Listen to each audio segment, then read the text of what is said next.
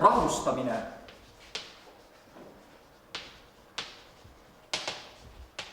Hästi tähtis, äärmiselt tähtis. Rahustamine. Teate, kuidas te saate rahustada inimest või mis on ka rahustamine? Kui on teil kannatanud olemas ja kui teie teate, kas teil on nüüd jamaga tegemist või ei ole jamaga tegemist, saite aru, mis on jamaga tegemist? Kui inimene on surnud või on ta teadvuseta või on ta šokis või on ta suure verejooksuga, need on jamad lood, need on halvad lood, need on eluohtlikud lood. Kui te teate ja kui te oskate siin seda abi anda ja kui te suudate rahulikult käituda, siis sellisel juhul teie rahulik käitumine mõjub kannatanule rahustavalt. Nagu laevakaptengi. Kui laevakapten on rahulik, siis võivad kõik laevas reisijad ka rahulikud olla. Kui meie kiirabitöös käitume rahulikult, olgu siis meil nii keeruline lugu kui tahes, siis kindlasti kannatanu vaatab ju meie poole, meie ärevust ja kõike muud. Siis see teeb tema rahulikuks. Kui lapsevanem on rahulik, siis edasi, mis on see kannatanu, kui ta laps on ka rahulik ju.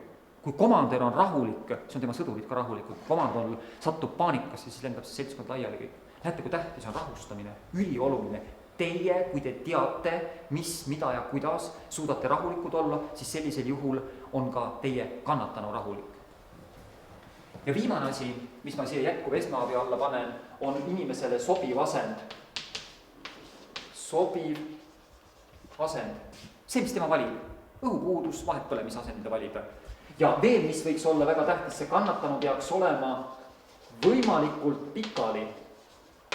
Miks see oluline? Miks kannatanu peaks võimalikult pikali olema, mis te arvate? Püstanud peale ära. Tuli poiss, perfekt, muidugi. Veel, ja me jõudsime mille peale lahastamise juurde, eks ju. Kui kannatanu on pikali, siis maapind on tegelikult kõige parem lahas ju. Maapind fikseerib ära teil kannatanu selja, käed, jalad, vaagna, pea, kaela, kõik fikseerib maapind ära, kõik. Inimene on pikali asendis, ta on aju hapnikuga varustatud, ta ei minest ära ja tal ei ole ka mitte kuskile kukkuda enam. See on inimese jaoks väga tähtis. Kui me nüüd eemalt kaugelt seda meest vaatame, ole pikali, rahulikult. Näete, niisugune mees, kõigepealt olete nõus, et see on ebaloomulik, et üks noor mees pikali maas on. Eelkõige see on ebaloomulik juba. Nüüd veel, mis me kaugelt eemalt võiksime näha? Pange tähele, mida te peate vaatama, hingab. Te näete kaugelt eemalt juba seda, et ta hingab ja kui me katsetaks, kui kaugelt te seda näete ikka paljude meetrit tagant, näete, et ta hingab. Nõnda, veel kaugelt eemalt võite te sellist asja näha, et ta liigutab ennast. Kui inimene liigutab, siis on ta elus ja teadvused, väga õige. Et kui ta ennast liigutab mingil määral, te teate, et ei pea teda elustama kindlasti, ei pea teda ka veel külili keerama. Seda teate. Nüüd, mis veel tema juures olulist on? Öelge mulle palun, kas tal kuskilt valutab praegult? Ei tea, nägu on talle rõõsa. Nägu on rõõsa, seda näete ka. Ja, kui te ligemale tulete, näete nägu ka. Aga mina näiteks pakuks küll välja, et kõhuvalu tal kindlasti ei ole. Kus te teate seda? Muidugi ta oleks käekaras. Loogiline, on nii. Nüüd, kui tal oleks mingi väga tugev valu, siis sellisel juhul hoiaks ta oma kätt või jalga mingis sundasendis. Seda ma näen ka praegult ära. Mis veel võiks olla siin olulist? Suurt vereloiku ma ka kõrvalt ei näe. Selg.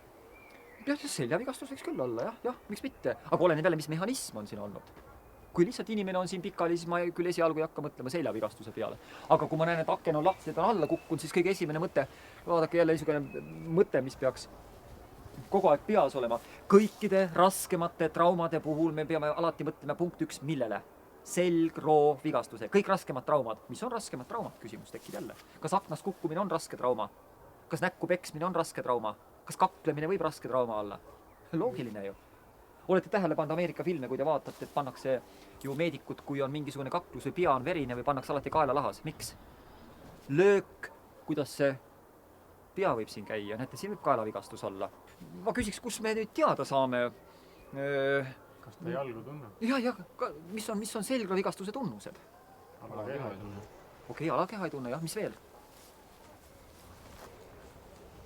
No tal võib ka püksis olla, aga püksid on laiad, et see võib alla vajuda. No, mis veel võib olla üks tunnus, mis viitab meil selgravigastusele?